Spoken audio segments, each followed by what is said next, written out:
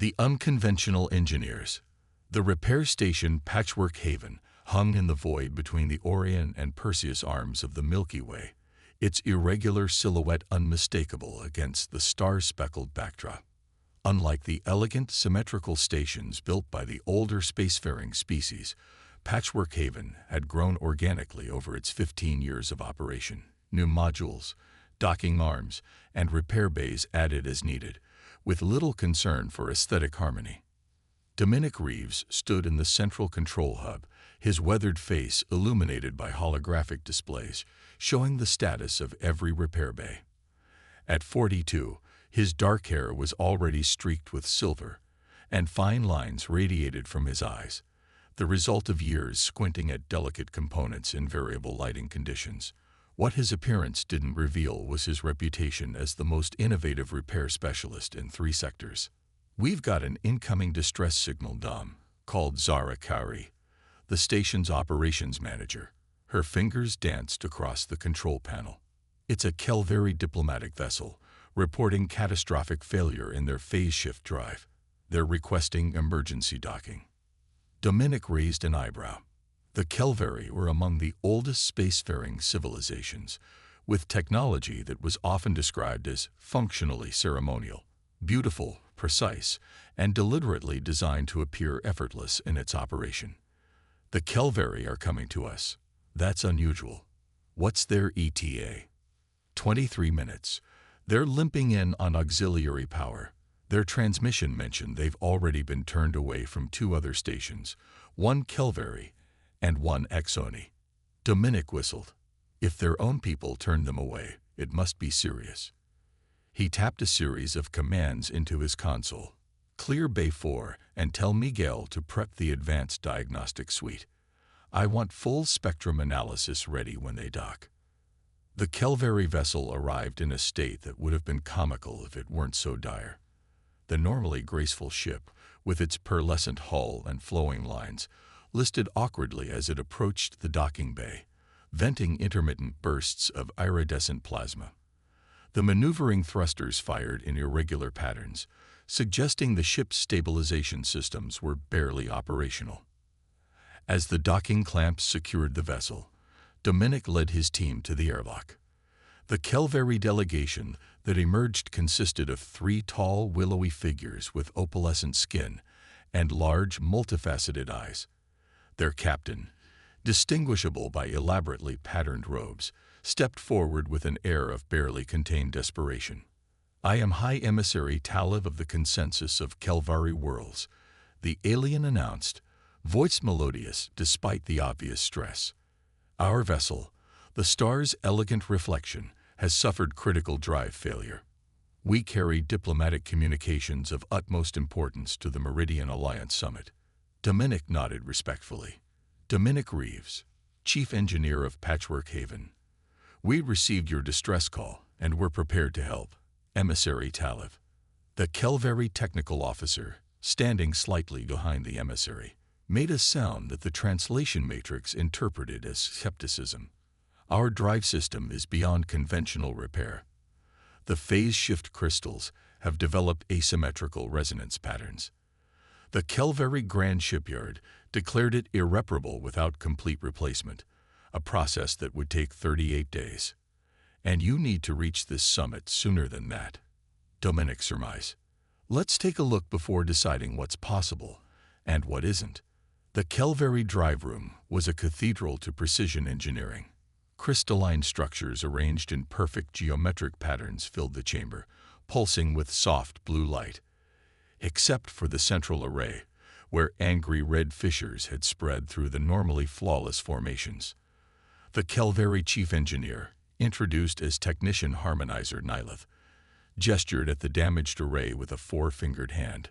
"The asymmetrical resonance began after we passed through an uncharted radiation field 3 days ago. We've tried every prescribed recalibration sequence. The crystals are structurally compromised." Dominic circled the drive, studying the damage from different angles. "Your diagnostic systems are showing asymmetrical resonance, but I'm seeing something different." He pulled a small, clearly handmade device from his toolkit and held it near the crystals. This is picking up harmonic interference patterns. The crystals aren't compromised. They're responding to something. Impossible, Nyleth stated flatly. Our diagnostics are calibrated to the highest possible standards. Your diagnostics are calibrated to look for what you expect to find, Dominic corrected gently. Humans have a saying. When you hear hoofbeats, don't look for zebras. But sometimes, it really is zebras. I do not understand this reference, Nyleth said, multifaceted eyes blinking in confusion. It means we often look for familiar problems rather than unexpected ones, explained Zara, who had joined them in the drive room. Dom, what are you thinking? Dominic's weathered face broke into a grin. I think your drive crystals have picked up a quantum parasite. The statement caused an immediate reaction from the Kelveri engineers, a ripple of color across their opalescent skin that the humans had learned to recognize as alarm. Quantum parasites are theoretical, Nyleth objected. A hypothesis without empirical verification in controlled conditions. Maybe in controlled conditions, Dominic agreed, but space isn't controlled. Look here, he projected a visualization from his handheld device. These energy signatures are separate from your crystal matrix, but interacting with it, like a remora attached to a shark. High Emissary Talev stepped forward. If these parasites exist, how would one remove them? That's the million-credit question, Dominic admitted. But I have an idea. Over the next 6 hours, Patchwork Haven became the site of an engineering approach that horrified and fascinated the Kelveri in equal measure. Rather than following established protocols, Dominic and his team improvised a solution that combined principles from 5 different technologies. We're essentially creating a quantum decoy, Dominic explained as his team constructed a makeshift device using components that were never designed to work together. We'll generate a more attractive resonance pattern outside your drive system. The parasites should transfer to it, like offering a better food source. This is not a documented procedure, Nyleth observed, watching as Miguel rewired a standard power converter to interface with a modified Axoni field generator. Most of our best work isn't documented anywhere, Zara replied with a smile. That's kind of our specialty. The solution required 3 attempts, 2 near-disastrous power surges, and 1 moment where the entire repair team held their breath as the drive crystals flared with blinding intensity. When the light subsided, the angry red fissures had disappeared, replaced by the soft blue pulse of normal operation. Nyleth's multifaceted eyes widened as the diagnostic panel displayed readings that had seemed impossible hours earlier. The resonance patterns have returned to baseline parameters. The drive is functional. Dominic grinned as he disconnected his makeshift equipment. And the quantum parasites are now happily feeding on our decoy, which we'll keep in a contained field until we can study them properly. High Emissary Talev approached Dominic, the Kelveri's normally rigid posture slightly relaxed. Engineer Reeves, the consensus of Kelveri worlds acknowledges your expertise with sincere gratitude. You have accomplished what our most advanced shipyards declared impossible. Nothing's impossible until you've tried all the possibilities, Dominic replied with a shrug. Sometimes you just need a different perspective. As the Kelveri prepared to depart, Nyleth lingered behind, approaching Dominic with what appeared to be hesitation. Your methods are unorthodox, but effective, Dominic pointed out. Indeed, I have transmitted a full report of your repair technique to the Grand Shipyard. They have expressed. The alien paused, seeming to search for the right translation. Professional curiosity. Dominic laughed. That's diplomatic speak for shocked disbelief, I'm guessing. The Kelveri skin rippled with what might have been amusement. Perhaps. Nevertheless, I have also transmitted your station's coordinates to our diplomatic court. Expect more Kelveri vessels to seek your services in the future. As the star's elegant reflection departed, its drive signature clean and strong, Zara joined Dominic at the observation window. Well, that should be good for business. Dominic nodded, watching the diplomat ship accelerate seamlessly into the distance, one impossible repair at a time. Neither of them could have predicted just how quickly word would spread or the challenges that would soon arrive at their unassuming repair station. The Galactic reputation. 3 months after the Calvary incident, Patchwork Haven had transformed from a moderately successful independent operation to the most sought-after repair station in the sector. Vessels from a dozen different species now waited in a queue that extended 2 weeks, despite Dominic's team working around the clock in shifts. "We need to expand again," Zara announced during the morning briefing. "Bay 7 is too small for these Mantodian freighters, and we've got 3 more scheduled this month." Dominic rubbed his eyes, fighting fatigue after a 16-hour shift. "Agreed. We'll convert the old storage modules. Miguel can oversee that project once he finishes with the Raxan scout ship. That's another thing," Zara continued, scrolling through her tablet. "We need more staff. I've got applications from 23 human engineers and 7 non-humans, all with impressive credentials. Review them and hire whoever you think will fit our approach," Dominic said. "Just make sure they understand we don't do things by the book here." Their conversation was interrupted by an urgent alert from the detection array. A vessel had just emerged from superluminal transit, broadcasting emergency signals on all frequencies. "Identity confirmed," reported Irina Chen, their communications specialist. "It's the Indomitable Resolve, a Meridian Alliance warship. They're reporting critical drive failure and—" She paused, listening to the incoming transmission. "They're specifically requesting you by name, Dom." The Meridians. Dominic straightened in surprise. The Meridian Alliance was famously self-sufficient, with military technology that outpaced most species in known space. They rarely sought outside assistance, especially from humans. "Put them through." The holographic display flickered to life, showing a stern-faced alien with metallic blue skin and geometric patterns etched across their visible exoskeleton. "This is Fleet Commander Xiris of the Meridian Alliance vessel Indomitable Resolve. Am I addressing Engineer Dominic Reeves?" "You are," Dominic confirmed. "What's your situation, Commander?" "Our primary gravitic impeller has suffered catastrophic failure during evasive maneuvers. We were engaged with Scourge raiders in the Cygnus Expanse." The commander's mandibles clicked in what might have been frustration. "Our engineering team has determined the damage is beyond our ability to repair with onboard resources." Dominic noted the commander didn't mention why they had specifically sought out Patchwork Haven. "We'll prepare a docking bay immediately.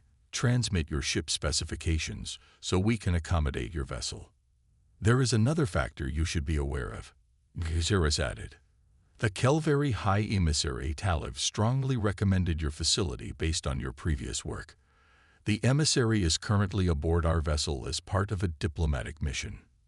That explained it. "We'll see you shortly, Commander." The Indomitable Resolve was unlike any ship Dominic had ever seen up close. Its hull was composed of overlapping plates that seemed to absorb rather than reflect light, giving it a shadowy appearance even under the bright illumination of the docking bay. At nearly a kilometer in length, accommodating it required reconfiguring 2 adjacent bays into one. When the boarding ramp extended, Dominic was surprised to see High Emissary Taliv among the first to disembark, accompanied by Commander Xiris and a team of Meridian engineers. "Engineer Reeves." Taliv greeted him warmly. "It appears fate has arranged our reunion sooner than anticipated." "Emissary Taliv," Dominic nodded respectfully. "I hope your diplomatic mission is going well, despite the current difficulties." "Indeed. In fact, this development may prove fortuitous." The Calvary turned to Commander Xiris. "I have assured the commander that if anyone can restore the Indomitable Resolve to operational status quickly, it would be your team." Commander Xiris regarded Dominic with what appeared to be skepticism. "The emissary's endorsement carries significant weight, Engineer Reeves. However, I must emphasize that our gravitic impeller technology is classified. My engineers are authorized to provide only limited technical information." Dominic had expected as much.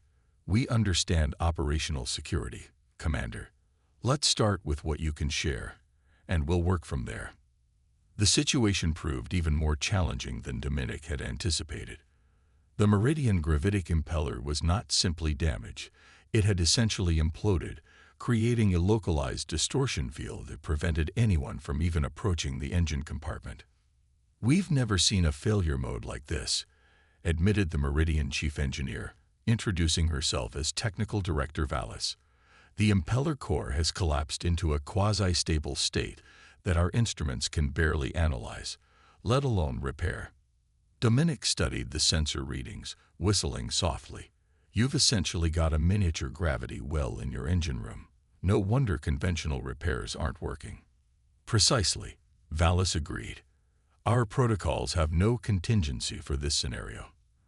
The standard procedure would be to jettison the entire impeller section and replace it. But that would leave us stranded for approximately 7 months until a replacement could be dispatched from our homeworld. And I'm guessing that's not acceptable," Dominic surmised. Commander Xiris stepped forward. "The diplomatic mission we are engaged in cannot be delayed. The consequences would be significant." Dominic exchanged glances with Zara and Miguel, who had joined them in the conference room. "We need to think outside conventional parameters for this one." Over the next 3 days, Patchwork Haven became the site of one of the most unusual engineering challenges in human space. Dominic's team worked in rotating shifts, bringing every unconventional idea they could muster. "What if we treat it like a drain clog?" suggested Arif Patel, one of their newest engineers. When everyone stared at him, he elaborated. "Something stuck in a circular flow. On Earth, when water circles a drain but won't go down, sometimes you reverse the pressure to break the pattern." "That might actually work," Dominic said slowly. "Not literally, but conceptually. We need to disrupt the stable oscillation of the gravity well." "With what?" Vallis asked skeptically. "Any conventional energy input would just be absorbed." Miguel, who had been uncharacteristically quiet during the discussions, suddenly spoke up.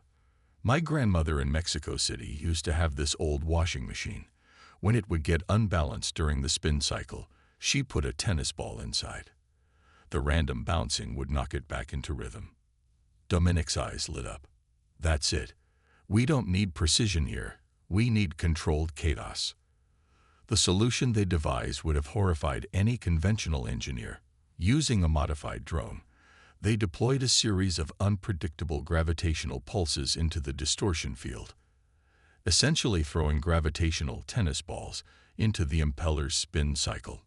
For 20 tense hours, the team monitored the fluctuations in the distortion field, adjusting their approach as the impeller's oscillation patterns shifted. The Meridian engineers watched with a mixture of professional horror and growing fascination as the humans essentially provoked their sophisticated technology into resetting itself. "It's working," Zara announced finally, pointing to the monitoring display. "The distortion field is destabilizing in a controlled pattern." "Now," ordered Dominic, and Miguel activated the final sequence, a precisely timed gravitational counterpulse that collapsed the remaining distortion just as the impeller's emergency systems tried to re-establish normal operation. The entire ship shuddered once, then fell silent. For a moment, everyone held their breath. Then the status displays began lighting up green, one after another. "Impeller core returning to nominal configuration," reported Vallis, unable to keep the astonishment from her voice. "Field stability at 94% and rising. This is unprecedented."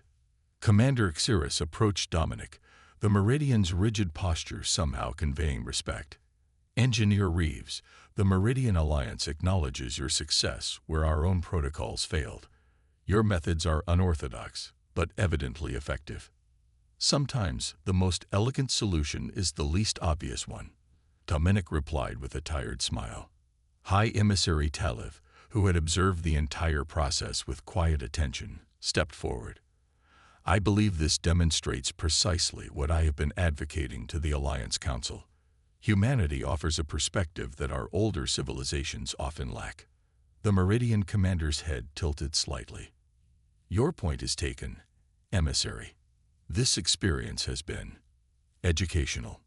As repairs were completed and the indomitable resolve prepared to depart, Commander Xeris made an unexpected request.